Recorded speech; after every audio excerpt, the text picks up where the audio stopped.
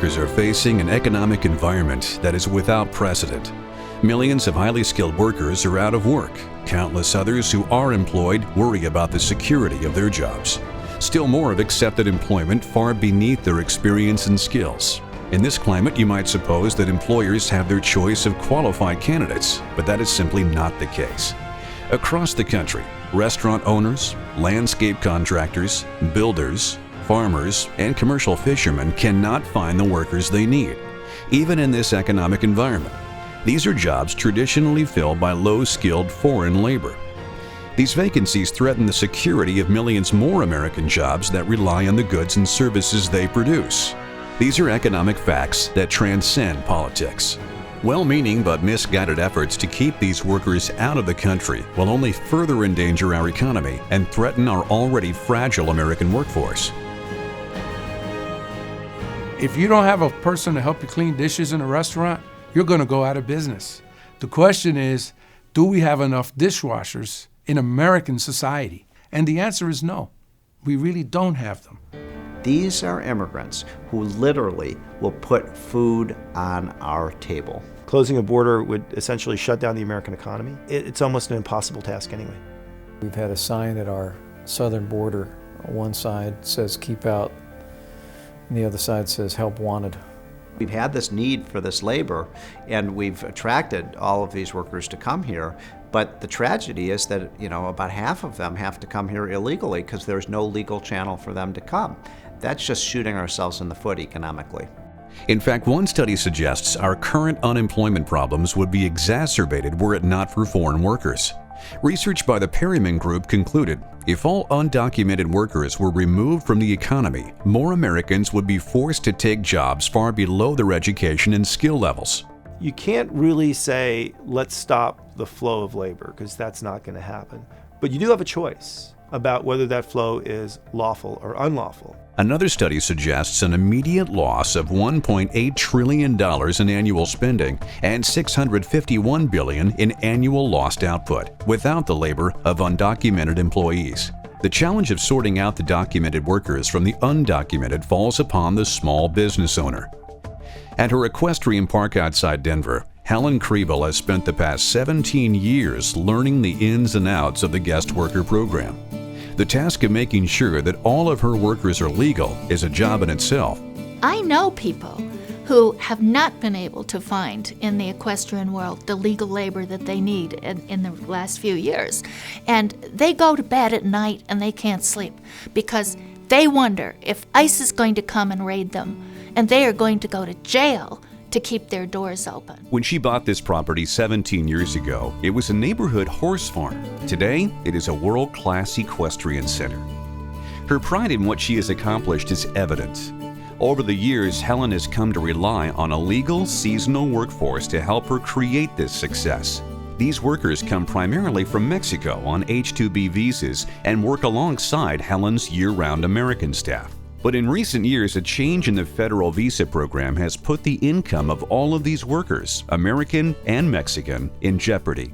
As I don't get visas, and as people are starting to treat small business employers as criminals if they do turn to an illegal worker, it has become the stuff of nightmares. I have 100 horses out here. They eat every day, whether I have workers or not. They need to. And the barn needs to be cleaned and so on. I can't do with 3 workers. If I pick up that man on the street and get my work done, I'm a criminal. I have never been a criminal in my life. Helen is not the only small business owner to experience this dilemma. Thousands upon thousands of small businesses rely on temporary workers. But today, that source of legal labor is vanishing, forcing small business owners like Helen to make a difficult choice. Do I hire an illegal to do this job and become a felon under the laws of the United States? Or do I close my business? Hundreds of thousands of American small business owners are facing this today. Without these workers, not only will small businesses be forced to close their doors, but still more American workers will lose their jobs, further deepening our current economic crisis. Well, let's take, for example, agriculture workers, where we have a lot of illegal immigrants working on American farms. The truth is that work, picking fruits and vegetables, bringing in the harvest, that's been done by migrant workers for over 100 years in this country. And so this has been just a tradition of how agriculture gets done in America. And it really is silly, isn't it? This has been a rich part of American history for 100 years. What sense does it make that they have to come in the country illegally when this has been the way agriculture has worked for so many decades? The economic impact has been devastating and will only intensify in the years ahead. And the unintended consequences are reaching disastrous proportions. As we've increased border security, what that's actually done is actually increase the unlawful population in the United States.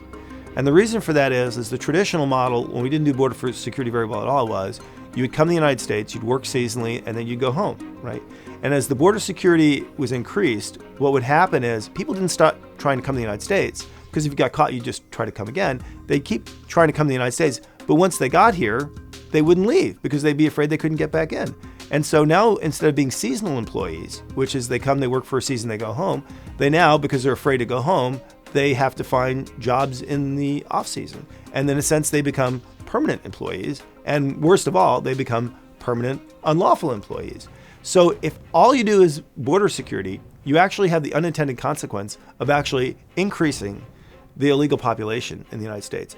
As we have seen, the current system undermines our national security, is costing American jobs, and threatens the survival of thousands of small business owners. Now add to that the human costs, the impact on the workers themselves. To be illegal and undocumented means that every time a police officer looks at you, you're afraid. You don't see them as your savior. You see them as your prosecutor. And you are at the whim of evil. Evildoers look out and try to find undocumented people because they know they can be abused. What are they going to do, call the cops? And it creates a dualism in our nation that we don't need. I think that there's a large chunk of the unlawfully present population in the United States that would literally self-deport themselves if they were credible, responsible, legal worker programs in this country that were open, transparent, and dependable, and where they could fairly compete for a job with anybody else. I think they'd be more than willing to go to their home country, register, and come back legally, rather than sit in the United States and play Russian roulette, living in a shadow world, and wondering, when will I get picked up and deported?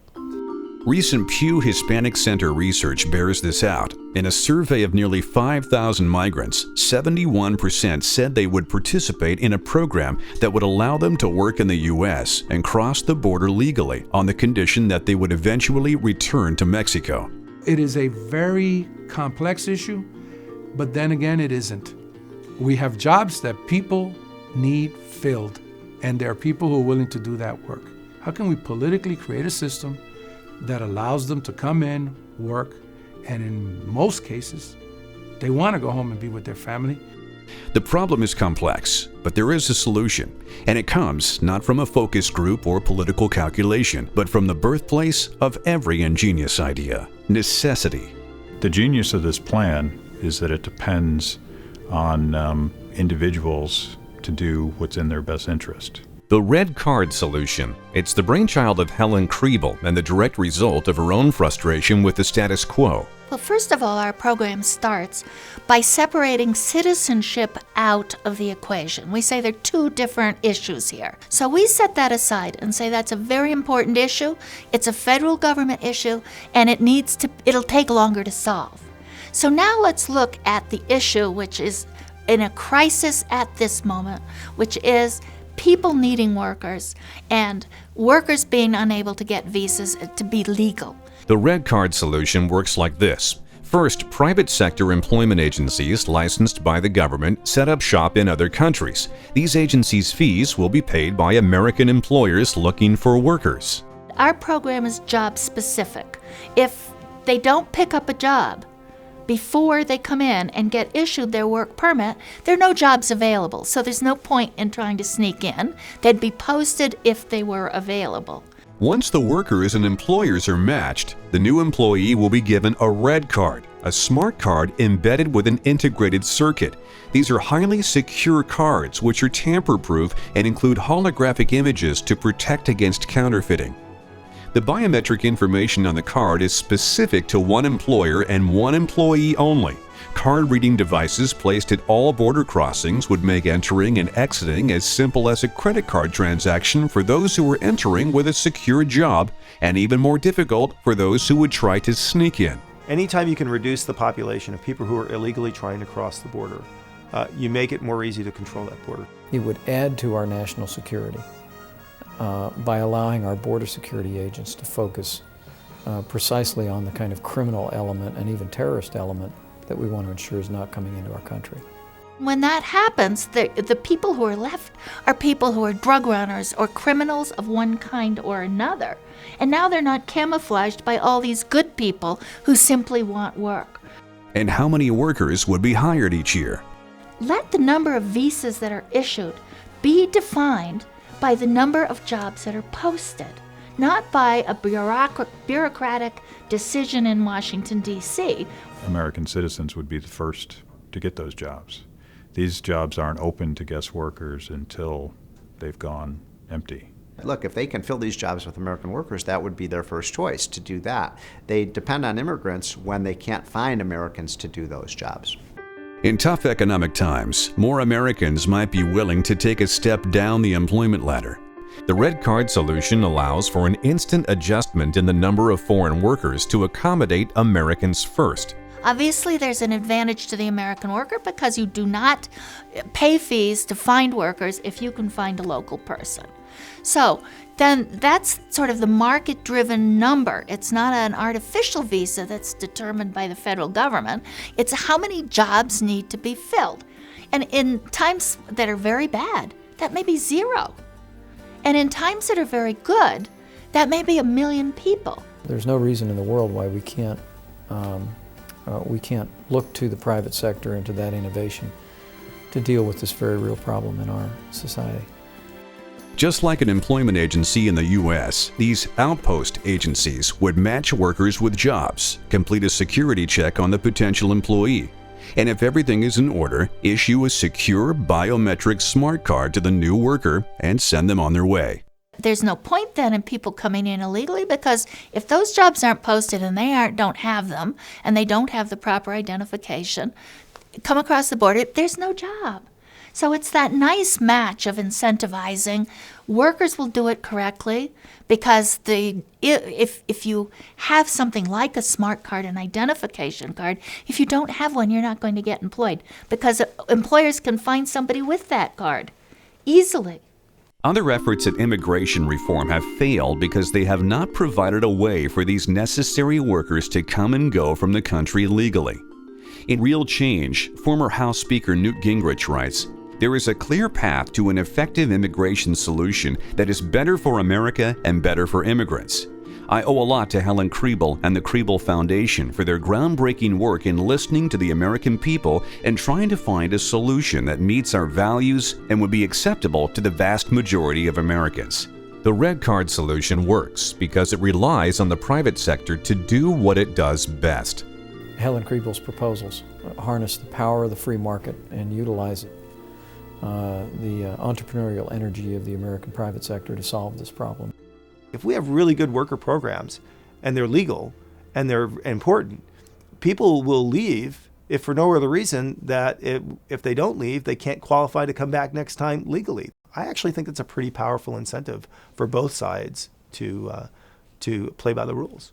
What I like about Helen Kriebel's idea is we provide a legal channel for workers to come and work, and then we concentrate our border enforcement on keeping undesirable people out. The workforce is the economic engine of our nation. If we do not solve this problem, more hardworking entrepreneurs will find themselves making devastating choices. I have found the agony of dealing with my labor problems here and having wonderful workers who've worked here before, but I haven't gotten H-2B visas in recent time. We had no way of getting a good group of employees. So we advertised and advertised and advertised, and finally we had a skeletal crew that could do the job. But when I went down on opening day at the horse show, of our first big horse show, and I saw the weeds coming out of the ground, and the bushes untrimmed, and the fence posts with no caps on them, it's a state-of-the-art facility, and we couldn't do the most basic things. I have never had my facility represented like that before, and it shamed me. So I'm leaving. And that's the worst thing that could possibly happen to the American economy, is that people get to the point where they say, you know, I'm going to go get a job and a paycheck. I'm not going to run a small business anymore. I want to sleep at night.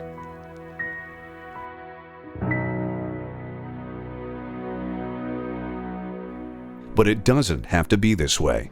Your support of common sense reform can keep other business owners from this excruciating prospect. This is a common sense solution to a problem that's plagued this country for 20 years. And the problem isn't that the immigrants are coming. We need those workers. The problem is that they don't have the protections of the law.